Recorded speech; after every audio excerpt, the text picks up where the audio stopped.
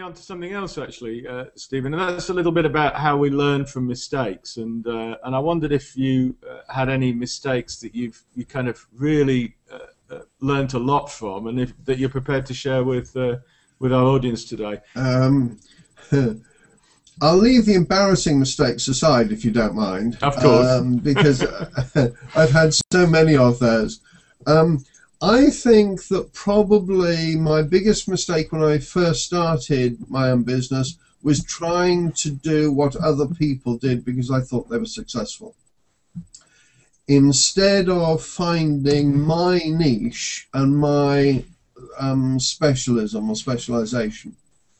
And I think that if you follow the herd, you will always be 2 or 3 sheep behind. And by taking in team restructure, and rather than change, I do deal with change, but I don't specialize in it. I deal with team restructure and the emotions that prevent it happening properly. The situations where you have ego coming in that actually bring down a business rather than expanding it, and so on. It's those that I specialize in. And as a result, it means, I'm not having to chase all the business that everybody else is chasing. Yes, I understand that. That's very clear. You've learned how to separate and make yourself stand out, and so people find you rather than you having to seek them. Yes.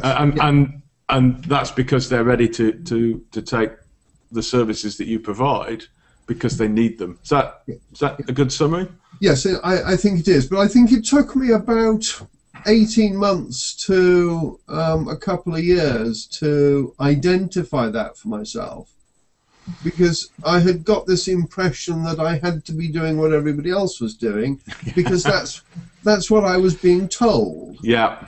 And I think that really the successful businesses are those that actually don't ape what everybody else is doing. They become a real niche player. So with that in mind, if somebody was wanting to work in your market today, now not encouraging people to compete with you here, but a young guy coming up thinking about setting up a business, or somebody maybe who's been in business for a while and is setting out on their own in your market, what advice would you give them as a straight starter who's looking to do the sorts of things that you do?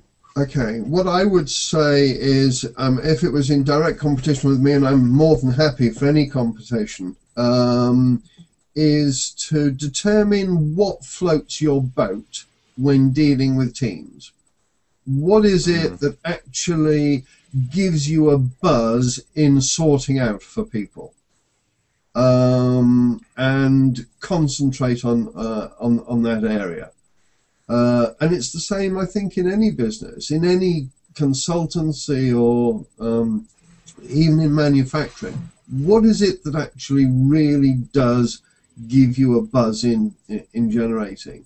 I think it also makes work more interesting that way, and more fun. There's nothing more tedious than trying to play everybody else's game.